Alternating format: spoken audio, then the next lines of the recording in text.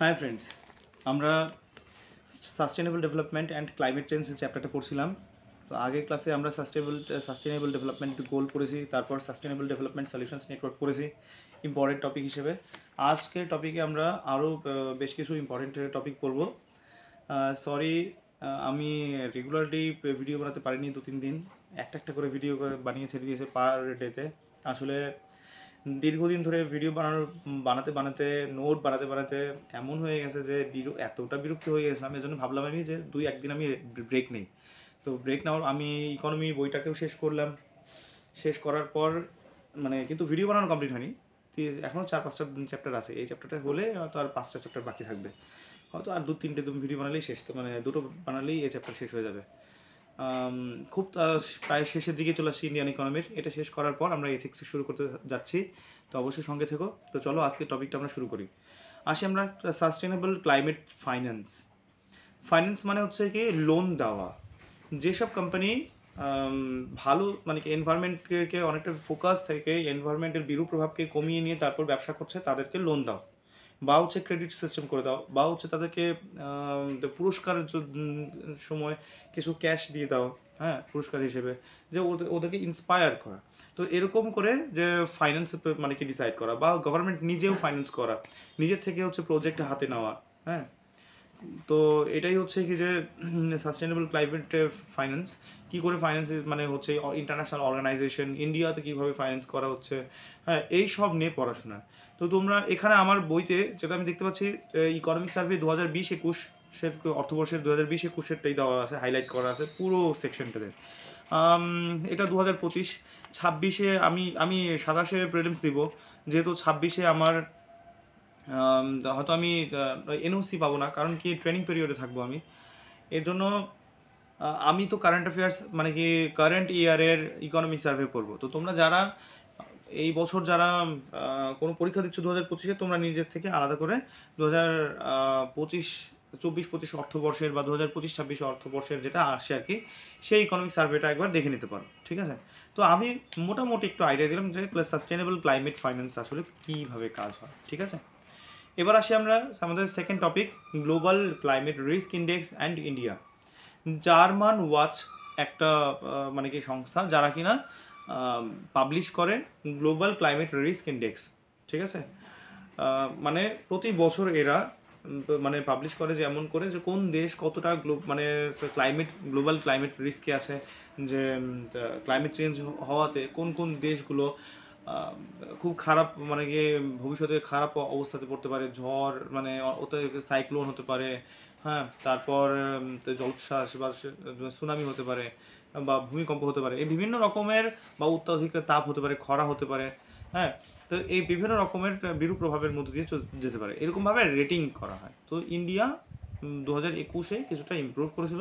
তো কারেন্ট ইয়ারের কথা আমি বলতে পারবো না, তো সেটা আমাকে কারেন্ট অ্যাফেয়ার্স পড়তে হবে, ঠিক আছে? তোমরা একটু দেখে নিও, ওকে? আচ্ছা, থার্ড টপিক হলো ক্লাইমেট চেঞ্জ অ্যাকশন প্ল্যান। এই যে ক্লাইমেট ধীরে ধীরে আবহাওয়া জলবায়ুর পরিবর্তন হচ্ছে, তো এর বিরূপ প্রভাব থেকে বাঁচার জন্য ইন্ডিয়া কী কী কাজ করেছে সেই সব নিয়েই হচ্ছে পড়াশোনা আমাদের, হচ্ছে ক্লাইমেট চেঞ্জ অ্যাকশন প্ল্যান।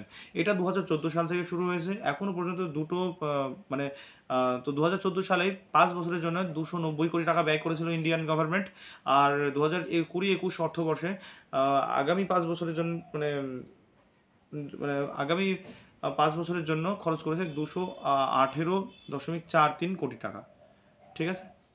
আচ্ছা, এবার কী কী প্রজেক্ট ছিল গভর্নমেন্টের কাছে? ন্যাশনাল কার্বনিসিয়াস অ্যারোসল প্রোগ্রাম, আর একটা লং টার্ম ইকোলজিক্যাল অবজারভেটরিজ, এই দুটো উল্লেখযোগ্য প্রজেক্টে হাতে নিয়েছিল, ঠিক আছে? তাহলে আমরা 3টে টপিক পড়লাম। একটা হচ্ছে যে sustainable climate finance, global climate risk index and India, তারপর climate change action plan.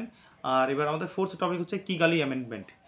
Kigali amendment হচ্ছে যে আমরা ফ্রিজে যে আমরা ফ্লুরোকার্বন ইউজ করি, এটা আমাদের ওজোন লেয়ারকে ডিপ্লিট করে বা ক্ষতিগ্রস্ত করে। এটাকে এইরকম একটা প্রভাব থেকে বাঁচার জন্য যে কিগালি অ্যামেন্ডমেন্ট করা হয় কিসের? মন্ট্রিয়াল প্রোটোকলের কিগালি অ্যামেন্ডমেন্ট করা হয়, যেখানে বলা হয় যে ইমিডিয়েটলি হাইড্রোফ্লুরোকার্বনকে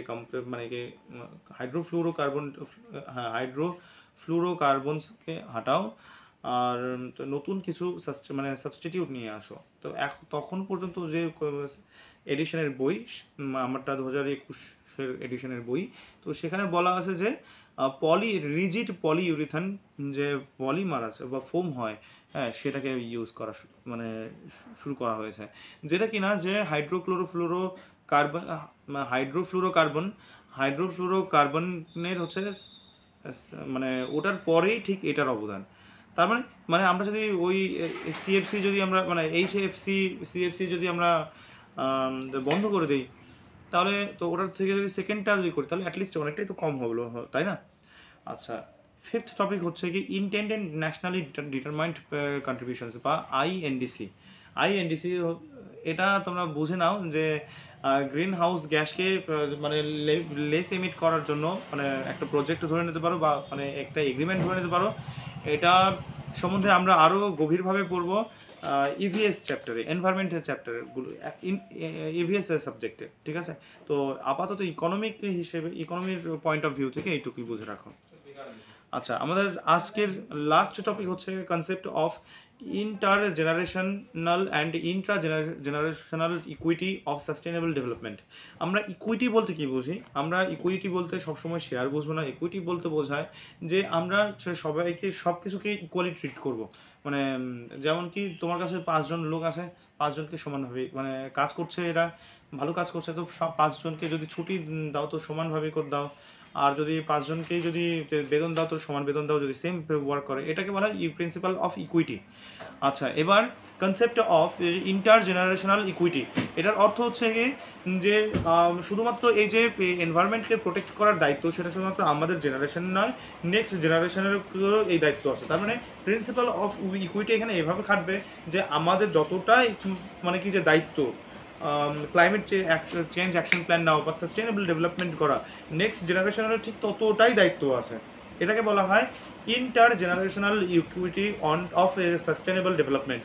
এবার অপরদিকে Intra generational equity of sustainable development অর্থ আমাদের নিজেদের জেনারেশনের প্রত্যেকটা মানুষের হচ্ছে ইকুয়াল দায়িত্ব আছে এই সাস্টেনেবল ডেভেলপমেন্ট করা বা ক্লাইমেট চেঞ্জের বিরূপ প্রভাব থেকে রক্ষা করা আমাদের আশেপাশের পরিবেশকে, ঠিক আছে? এই জন্য হচ্ছে যে common but differential responsibilities was formalised in Earth summit. তো আর্ট সামিটে কিন্তু কমন বাট ডিফারেন্সিয়েটেড রেসপন্সিবিলিটি এই প্রিন্সিপাল সম্বন্ধে কথা বলা হয়েছে। এই দুটোর কথাই বলা হয়েছে যে ইন্টার জেনারেশনাল ইকুইটি আর হচ্ছে ইন্ট্রা জেনারেশনাল ইকুইটি, ঠিক আছে? তো আমরা আজকের ক্লাসে কী পড়লাম তাহলে? একটা হচ্ছে ক্লাইমেট চেঞ্জ ফাইন্যান্স, তারপরে হচ্ছে যে global climate risk index and India, sorry sustainable climate finance, তারপর হচ্ছে global climate risk index and India, তারপর climate change action plan, Kigali amendment, Montreal প্রোটোকলের Kigali amendment, intended nationally determined contributions বা INDC. তারপর আমরা concept of intergenerational and intragenerational equity of sustainable development করেছি, ঠিক আছে? তো এই ক্লাসটা এখানে স্টপ থাকলো। নেক্সট ক্লাসে আমি চেষ্টা করব যে সিলেবাসটাকে কমপ্লিট মানে এই চ্যাপ্টারেরকে কমপ্লিট করা, ঠিক আছে? সঙ্গে থেকো, বাই।